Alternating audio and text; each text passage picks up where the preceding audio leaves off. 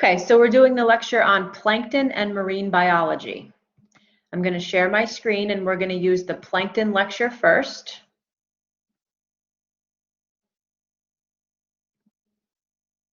And the plankton lecture applies specifically to the Lab 10 material.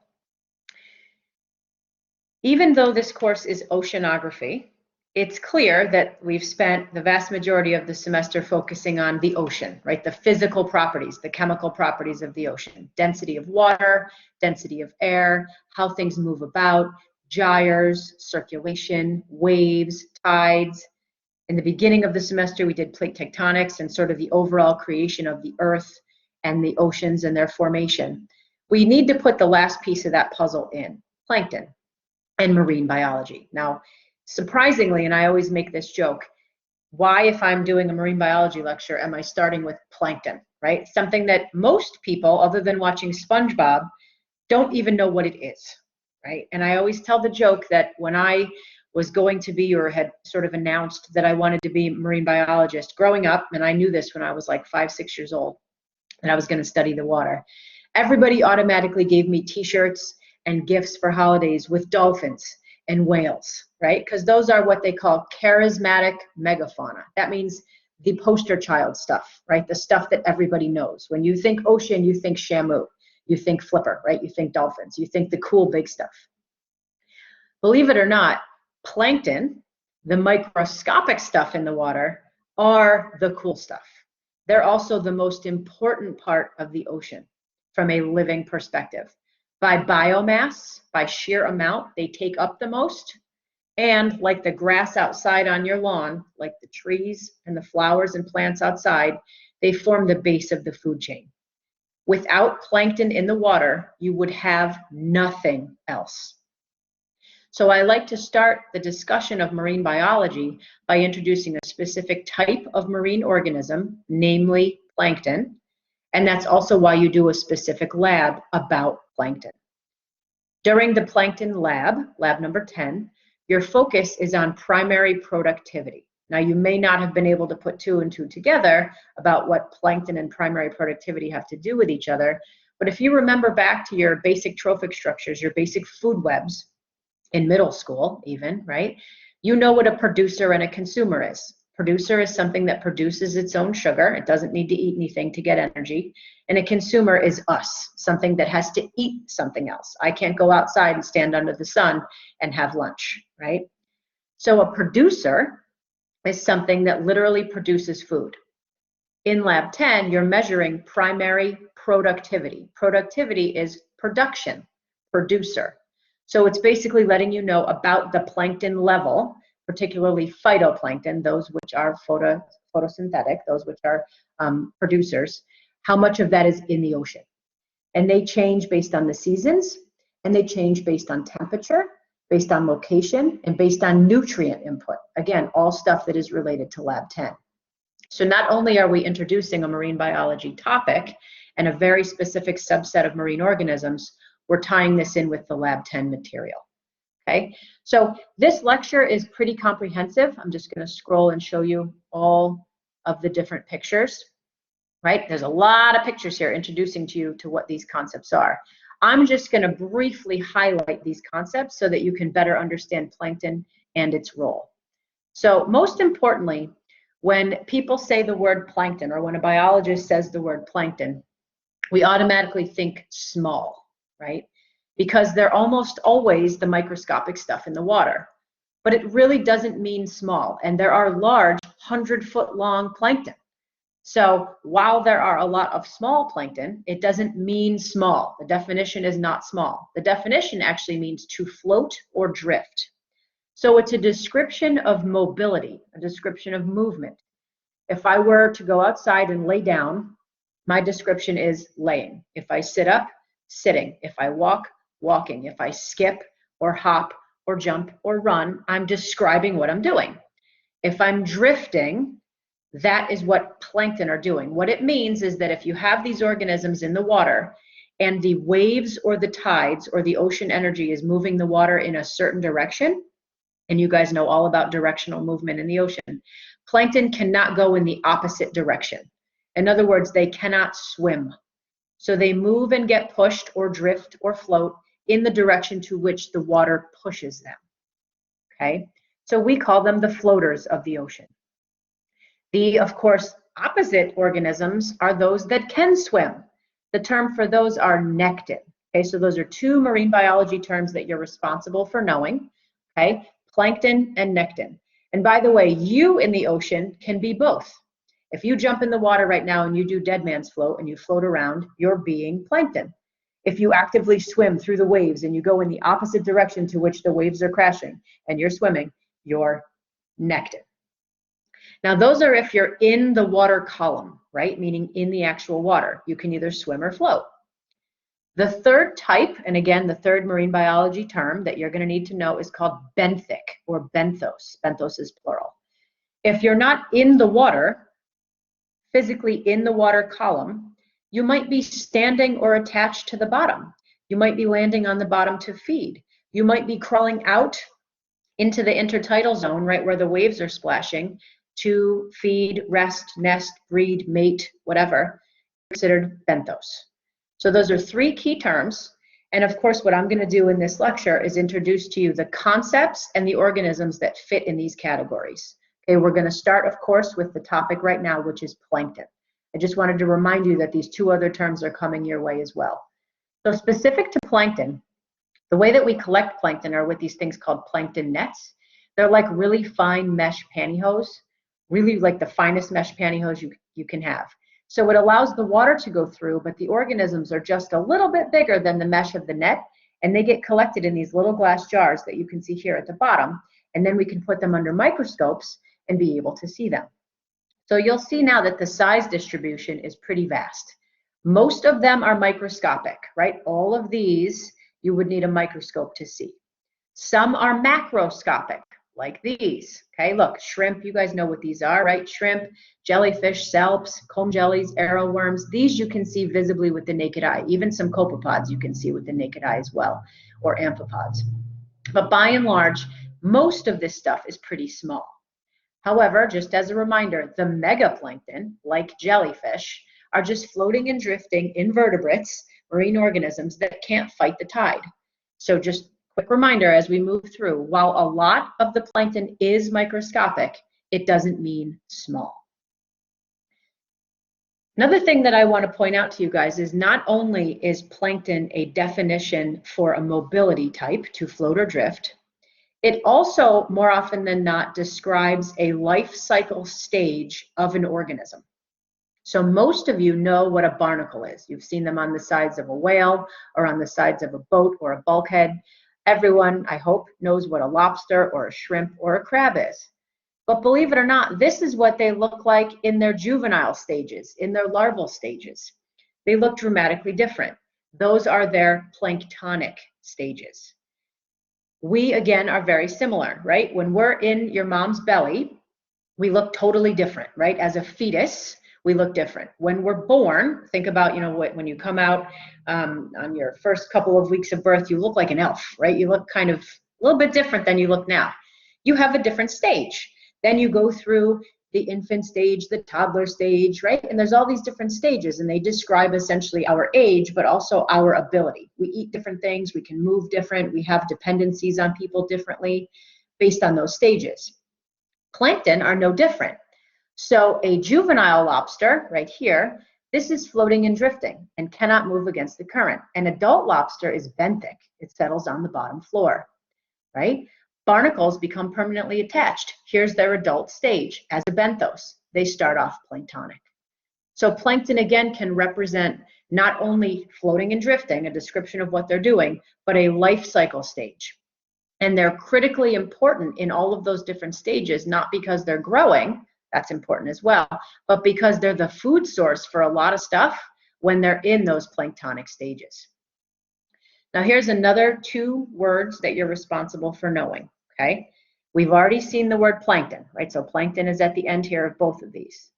But the leading term, prefix, is essentially telling us what type of plankton it is. So there's two types of plankton. Phytoplankton, which is an autotroph. That means it's a producer. That means with the sun, It can produce its own energy. That is the primary production that you're studying in Lab 10. If you're not an autotroph or a producer, you're a heterotroph. Heterotroph means consumer. That means you have to eat something else. So zooplankton, animals in a zoo, right? Those are the animals. Animals are always consumers or heterotrophic. Another way to remember these fancy words, trophic means feeding. So a food web is really a trophic web. Okay, so that's the feeding portion. Auto means automatic, so you automatically make your own food. Hetero means other, right? If you're a heterosexual, you like the other sex. So heterotrophic means other feeder. That means you have to eat something else to be fed, as opposed to automatically being fed yourself. So two types of plankton, phytoplankton and zooplankton. Phytoplankton are the ones responsible for primary productivity. I'm going to show you guys some super cool pictures of phytoplankton first. The classic definition for phytoplankton, again, is to float and drift, and we usually call them plant plankton.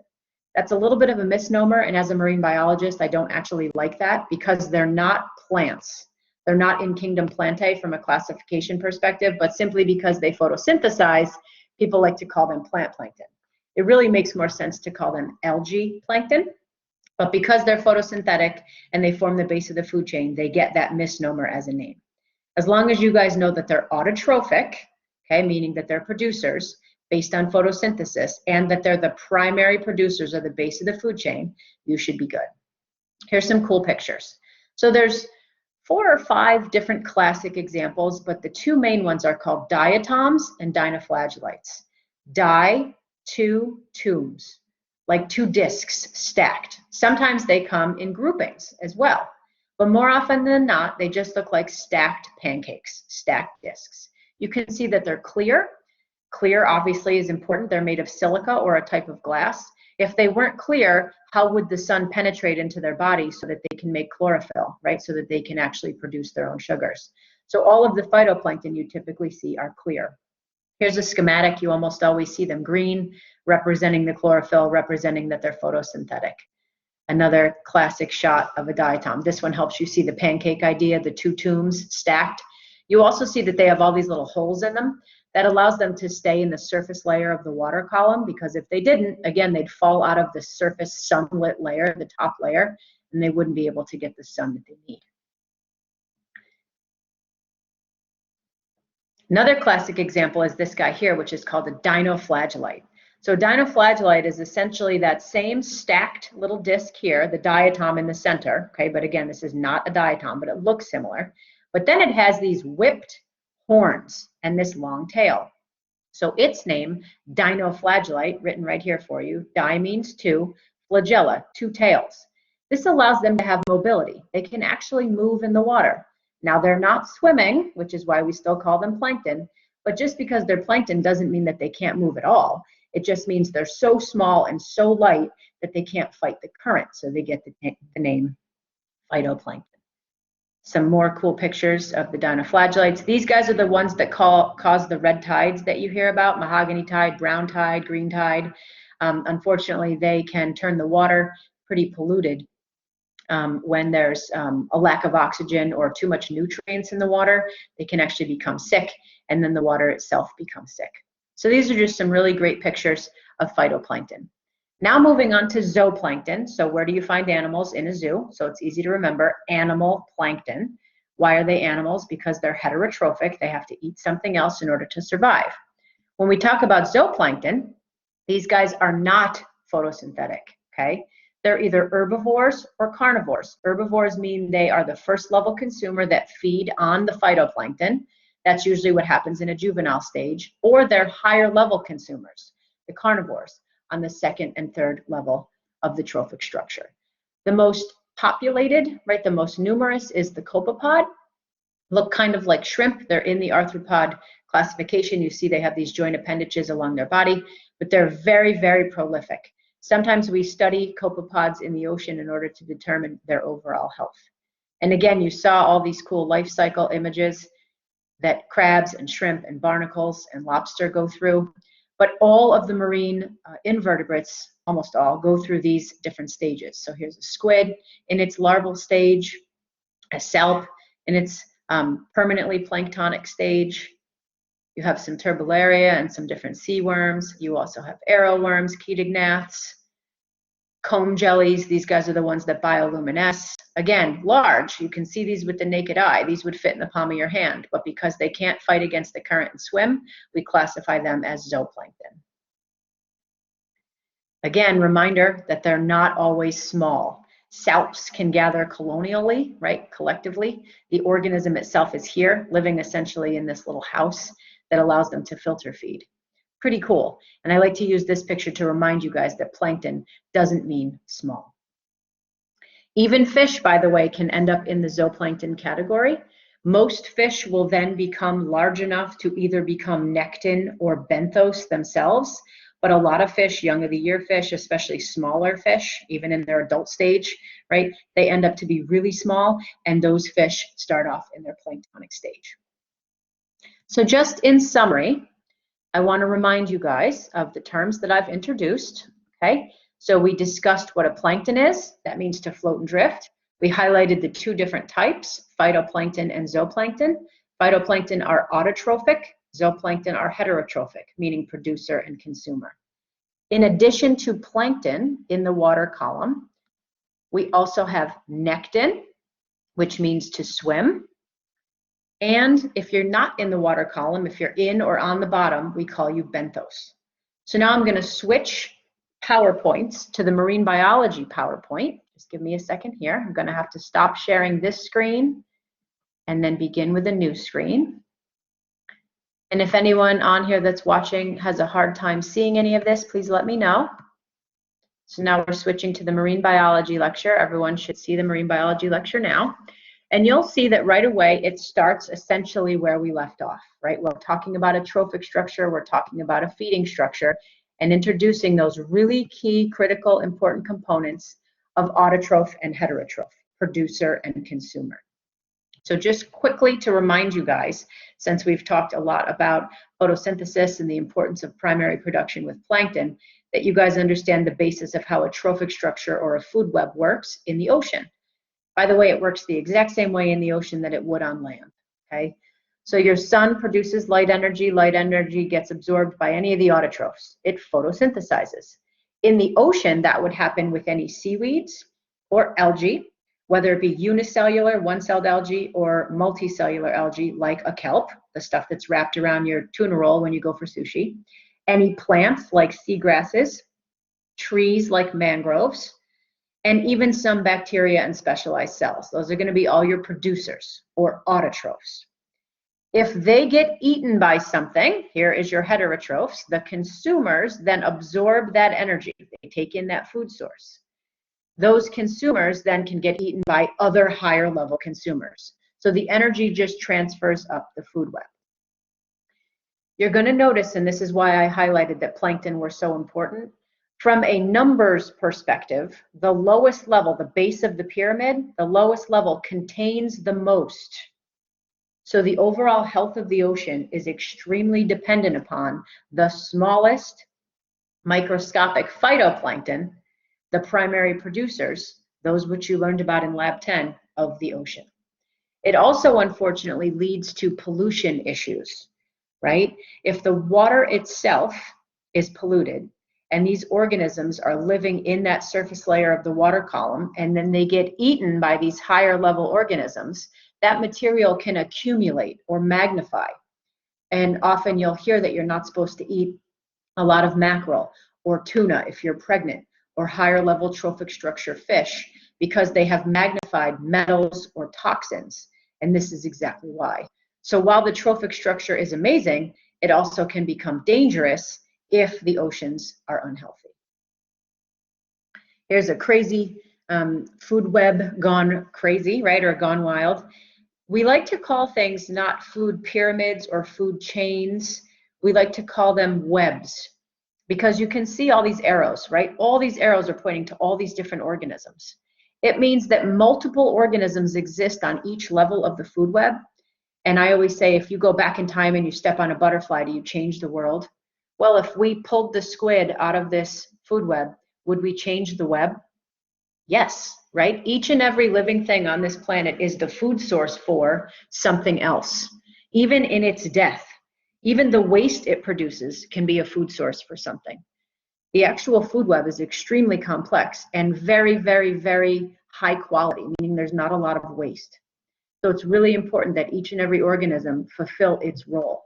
And that's also why it's really important that we keep the oceans clean so that each of these organisms can maintain their component, maintain their structure on the food web. Okay, so that's my introduction to plankton as a whole, and of course food webs and the concepts between autotroph and heterotroph. When we introduced the word plankton, we then gave the description of it being plankton as floating and drifting, or nekton as swimming. We said that was in the water column. Okay, so now what I'm going to show you are the terms for those areas in the water column. Remember, we already learned benthos, right? But we're going to learn a couple new ones. So now from an oceanography perspective, you guys are used to this word, right? Think all the way back to section 1 of the course. You know what a continental shelf is. We talked about the continental margin. Remember, the margin is the edge of the plate. The shelf is the submerged, shallow extension of the continent. That shelf extends to this line here where our shelf break would be. Then we would have our slope and our rise until we get out into where the continental crust switches over to the oceanic crust.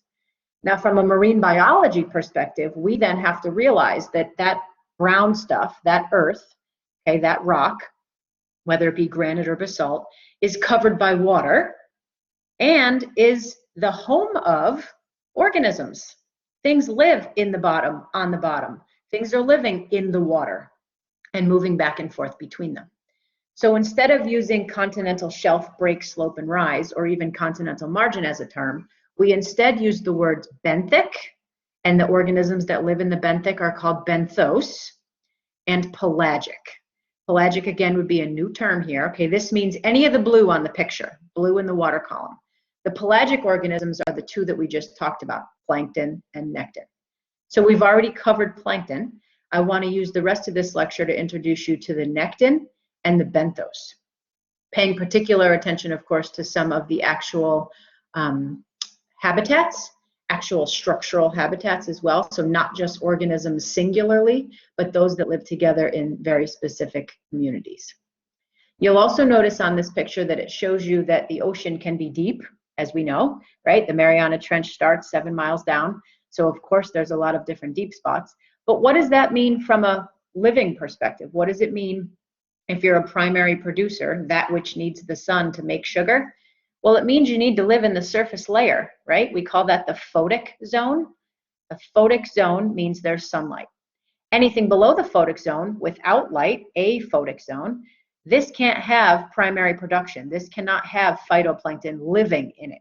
They can be dead and falling through the water column to be a food source for something on the bottom, but living phytoplankton have to live in the surface layer.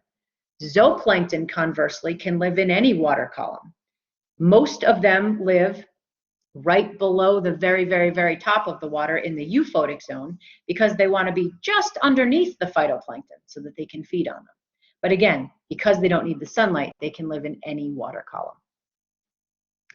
So just a reminder of what those key terms are. Okay, so we have the pelagic area, that's where the water is.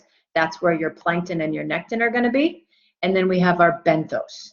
Benthos are going to be that which is on the bottom or in the bottom.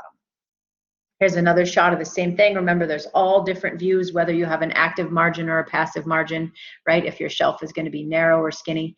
It also shows you that the different layers produce or have the ability for sunlight to penetrate or not. Okay, so let's take a look at some organisms in the pelagic community. Okay, so in the same way that we looked at plankton already, we already know the plankton are there. Okay, so we looked at a bunch of cool pictures of diatoms and dinoflagellates, and then we also, those were your phytoplankton, and then we also looked at a bunch of different zooplankton. But what about some nekton, right? So let's look at a reminder of all that stuff that's going to be in the water column. Well, here's just a beautiful cross view or a cross shot of all of that stuff that you can see. These white dots are supposed to represent what you would see under a microscope, right? So that represents the plankton we already covered. But what else is in the water? Well, of course, in the surface layer of the water, you're going to have all of your migratory fish that are going to be at the surface because they need to feed on the plankton that are there. You're also going to have some mammals represented here by some turtles and some birds, all of which that are living in that very surface layer of the water column because that's where their food source is. As you drop deeper in the water column, you'll notice that the types of organisms that you find, like this anglerfish, become different. Organisms have different structural abilities, different physical characteristics, essentially, to be able to live in the environment. Think about what you know from oceanography. If we are way down in the water column, what's going on down there? It's pitch dark, it's freezing cold, there's a lot of salinity, there's a lot of pressure. So if you're an organism that lives there permanently, you have to handle that harsh environment. If you're an organism that can't, you're going to be living in the surface layer, and vice versa. So what it does is it has different types of organisms living in different parts of the ocean based on what types of water quality or habitats that they can withstand. So of course, in the surface layers, for migration purposes, we find all of our whales. Whales, though, can dive down up to a mile deep because their food sources, and again, not all of them, right, especially sperm whales, love to dive down because their favorite food source is the colossal or the giant squid. But they like to come to the surface for mating purposes and for migratory purposes. When we think of whales, you guys need to realize there are two kinds of whales. Those which you're looking at now in this picture, which are the baleen whales, and those which you're looking at in this picture. And here's the sperm whale fighting with the giant squid. These guys are toothed whales, or the Odontaceae. Probably the most famous of all is Shamu, the killer whale. But many of you probably didn't even realize that a dolphin or a porpoise is a whale. Narwhal, unicorn of the sea, another really cool whale. But what you're noticing is that even the whales have different physical capabilities, right? The way that they feed is totally different. If we go back and we take a look at those baleen whales means that they filter feed. They have a mouth made essentially of like this upside down like broom. It's like a very, very thick, coarse, giant toothbrush hanging from its mouth. So when it swims with its mouth closed, but it's open, right? Because water can go through this toothbrush. So what do you think gets stuck in there? Plankton. The largest animal on the planet, the blue whale, feeds almost exclusively on krill, which is a zooplankton, one of the smallest animals on the planet. So here we are with that link. Here we are with that food web that highlights that saving the whales literally means saving the plankton first, because you can't take their food source out. And when Greenpeace and all these other organizations, scientific organizations, nonprofit organizations, when they want to survey the health of a whale, they actually survey the krill. Because if there's no krill in the water, it doesn't matter. And so now hopefully you're starting to see that while these are the charismatic megafauna, these are the cool things we like to look at, the stuff we really should be protecting and focusing on is the water quality itself and the plankton within it, because they become the base of the food chain for all of our biggest organisms. So whales, of course, are a great example to study in marine biology. There's also some really cool, again, as that picture has shown you, there's stuff in the surface layer of the water column and then those which are found a lot deeper in the water column. Anglerfish have these really cool capabilities of having bioluminescent lures, stuff that lights up and flashes. This will essentially get hung in front of its mouth with these giant teeth, and the lantern will light up, and then prey will come and say, oh, what was that flash in the dark, right? They're living in pitch darkness. What was that flash? They'll come near the flash, and what they're really doing is sitting right in front of the mouth of the fish. Most of you have seen this in Nemo and other marine, cartoons and things, but it's a really cool adaptation that this particular organism has. They also have some really cool mating techniques. So this picture shows how the male attaches to the female for permanent production. So those are some classic examples of nekton, right? So we talked about plankton. Those are just a few about nekton. And now I want to touch, and remember those are in the pelagic or in the water column. I want to touch now on the benthos. Benthos means benthic. Benthic means that it's an organism that's in or on the bottom. Okay, so you can live permanently attached, you can be buried in the sediment, or you can swim directly above the seafloor but then land on the seafloor for feeding. So benthos supports a ton of different organisms as well. In this picture that you saw already, it means you would live anywhere along this line.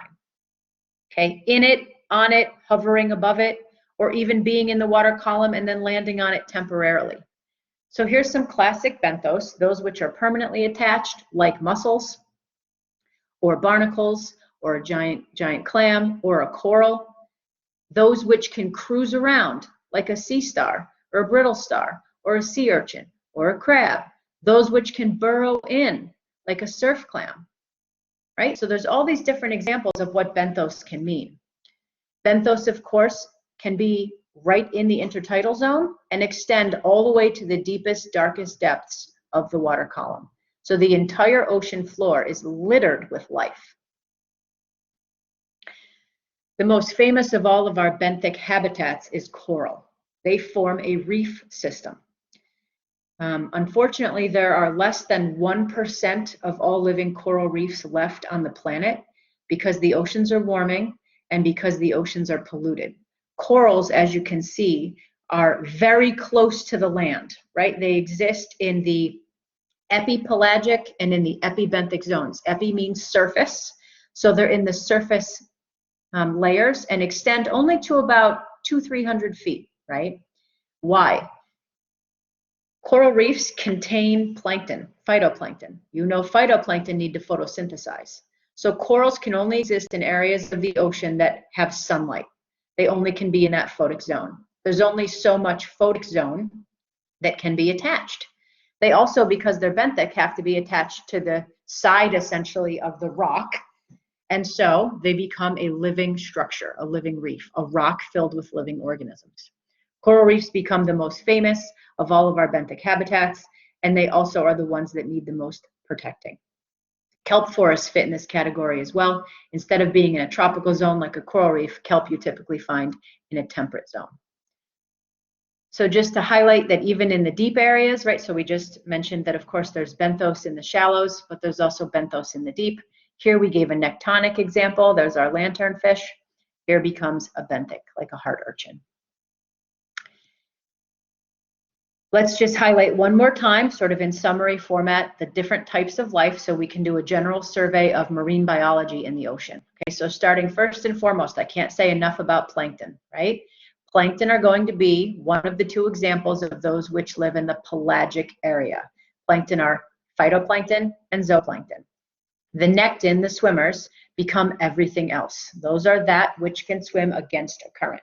They include fish, they include reptiles, they include birds, mammals, and invertebrates as well, represented here by the squid. Again, invertebrates can start off as plankton and then become nectin. So what I would like to do, let me just fast forward here for a second, there we go. What I would like to do is, for about 10 minutes or so, just a general survey of life, okay? I don't want this lecture to go too long, and the point is not for you guys to memorize the different kingdoms in the animal, the different phyla in the animal kingdoms, but it's to recognize that we have a vast diversity of life in the ocean. We, of course, have a vast diversity of life on land. And this particular phylogeny, or family tree, right, shows marine organisms, but also terrestrial organisms as well. Life is life. Whether you live in the ocean or you live on land, you all ascended from and descended from the same common ancestor. It's called a LUCA, the last universal common ancestor. That's right here, listed under the protists. We then evolve or change over time to form different structures, different body capabilities. In the same way that that lanternfish needs that lure to collect food, and I wouldn't because I don't live in a deep, dark ocean, each organism needs different stuff to live and be successful in its role. A bird needs to fly because it lives in trees, nests in trees, mates in trees, and hovers over the ocean to feed on fish or hovers over the forest to feed on bugs. A snail doesn't need to fly because it's benthic, right? And it's feeding on different things. So you can see that a beetle is totally different than a sea star, is different than a bird, is different than a jellyfish. Diversity. Diversity is key in the ocean, just like diversity is key on land. So I just want to spend, again, a couple of minutes introducing you to the cool diversity of the animals in the ocean. And I'm going to go in evolutionary order from those which are the simplest to those which are the most advanced. Okay, so there's a lot of text here when you go through this PowerPoint on your own. I'm just going to highlight the picture portion so that we can get sort of the wow factor, but certainly feel free to go back and take a look at all the text slides as well. So sponges come first. Porifera means pore bearer. It means it has holes in it. You can see them. There are large holes called ostia and then smaller holes that allow it to filter feed. Sponges, of course, are benthic, and they're found in all areas of the water column, and these are actually colonial. They're a bunch of cells living together with specializations functioning as one simple animal. Next would be where our jellyfish come in. There can be all different types of jellyfish, lion mane, local jellyfish like moon jelly, sea nettles, and Portuguese man-o-war, which we find in more tropical areas. But if you flipped a jellyfish upside down and glued its head, you'd get a sea anemone. These two are related. They both have the capability to sting, and they're both considered cnidarians. But what's cool is, here's a benthic example, here's a planktonic example, right? So here's your pelagic, and here's your benthic. Pretty cool. Corals, by the way, as I had mentioned, fall in that same category. So these are what the coral polyps look like. Worms fall in this category as well, and there are marine worms. So here's what an earthworm looks like. This is what we know. Here's what a fan worm looks like. This is the marine version. So we even have worms in the ocean. When we think about mollusks, anything that has a shell with a soft body either inside or that can be exposed, whether it be a two-shelled portion that can close shut, one shell or a shell internal, that's what all of these represent. And so we have examples like snails. Again, we have snails on land, but we have naked snails or nudibranchs, as well as regular snails. Everyone knows what a conch is, right? Those are cool marine snails. We have some examples of scallops and mussels and oysters and clams. And we have some examples of cuttlefish, squid, octopus, all of these really cool mollusks. These organisms are tremendous in size.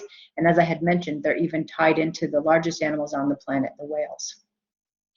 The arthropods, or the jointed appendage organisms, are the ones that come next. You've already seen this guy here. This is a copepod. This fits into our zooplankton category. But in the adult stage, we can have crabs, lobsters, shrimp, amphipod, isopod, barnacles are represented here. These guys all are benthic in their adult stages or remain planktonic, depending on which one we're talking about. Finally, from an invertebrate perspective, the echinoderms, represented here by a sea star, or five-pointed radial symmetry. There's a central point that sort of radiates from the middle, almost like your hand, right? These guys represent the most evolved of all of our invertebrates because of their development, their embryology. Really cool examples, in addition to the sea star that you saw, would be a brittle star, sea cucumber, sea urchin. Many of you have seen those. We call those the pin cushions of the sea. Moving on from our invertebrates, animals without backbones, would be vertebrates. Vertebrates would be us, right? We have a vertebrae, a spinal cord. So now you see where the word chordate comes from. Cord means cord. The cord originally starts along the dorsal part or the back part of the body as being a notochord, which means knot cord, that has a nerve bundle in it.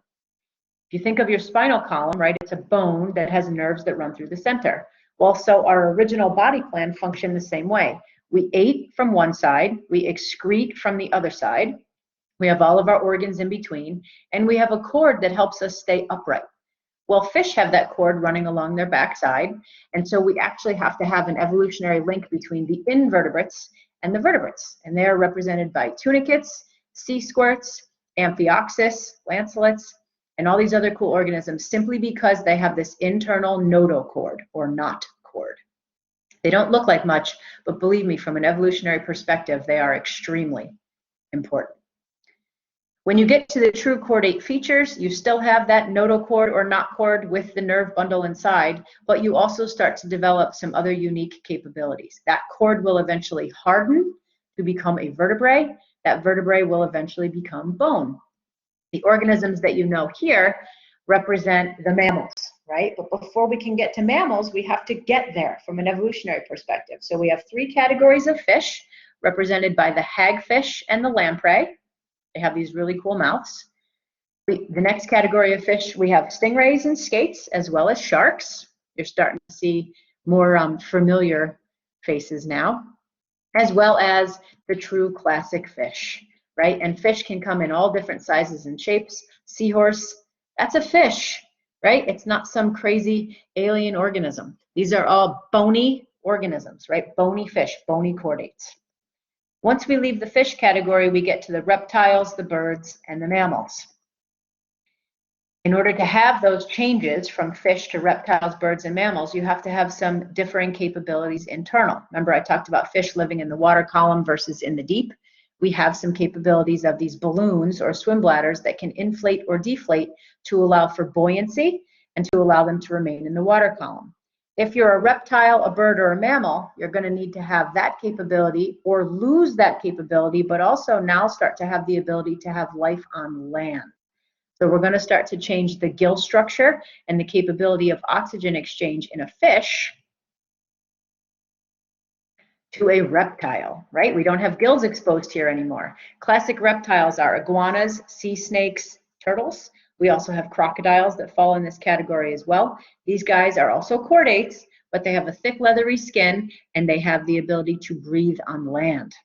Not all of them, some of them have modified lungs and different capabilities, but most of them have the ability to crawl out on land, and some of them even need to crawl out on land to rest, nest, feed, and breed. They're also cold-blooded, which is kind of cool, and cold-blooded becomes a unique capability that changes when you get to the birds or the aves. There are marine birds. Most of you think birds just live on land, right? There are birds that are integral components to the marine trophic structure. Puffins, penguins, those are the classics. You've all seen seagulls flying about the shoreline, but there are albatross and other amazing birds that can fly hundreds of miles and that live on rocks in the middle of the ocean that have the ability to feed. Penguins, of course, live along the shoreline, and then they walk along the ice sheets to be able to hatch their young. One of our local most famous birds, everyone that we love to hate, is the piping plover. These guys are the ones that nest on our beaches and get our fireworks canceled and stop our ability to drive our cars or even build houses on the beach because they're a protected and threatened species. Finally, at the very end of our evolution, we get to the mammals. The mammals are what we know. These are our charismatic megafauna. They end with the whales, right? But before we can get to the whales, remember, think of the evolution we just had. We went from invertebrates without vertebrae to vertebrates, those that have a spinal cord that hardens, right? The true vertebrae. From there, we had the fish, reptiles, and birds. We ended up getting warm-blooded, and now we end up with the different types of mammals. Mammals fall into a bunch of categories: carnivores, pinnipeds, sirenia, and cetaceans. Okay, so in the carnivore category, carnivore, think meat eater, right? We have classic examples like a sea otter and a polar bear, whose bodies are completely covered by fur, or other, probably also equally popular and equally famous carnivores, such as the walrus, the seal, and the sea lion. Elephant seals fall in that category as well. Pretty cool organisms. The sirenia are the manatees and dugongs. Those of you that have spent any time in Florida, these might become poster children for you. These are another classic example of a really large organism, depending upon a first level trophic structure. These guys feed exclusively on grass. They are vegetarian. That's why we hear them called sea cows. So if we get rid of the primary producers in the ocean by polluting our water, by not having the ability to have plants, these guys lose their food source, and then we lose the manatees. So you'll often see Save the Manatee stickers all over Florida for that reason. There's a mother and calf, beautiful picture. And finally, when we get to the end of the line, the cetaceans, this is where our whales fall in, and this is essentially how we started. Our whales come in two versions: the baleen whales, those which filter feed, and the toothed whales, those which don't. And it reminds you that we have this giant link from the smallest things in the ocean to the largest things in the ocean, and that each and every one of those is worth saving, worth protecting, and worth understanding. And so what I'm really hoping is that this will promote you to do the right thing in the ocean, to at least become educated about it, and to make personal choices in your life that will help to protect these amazing organisms. I'm going to stop sharing my screen and exit the lecture.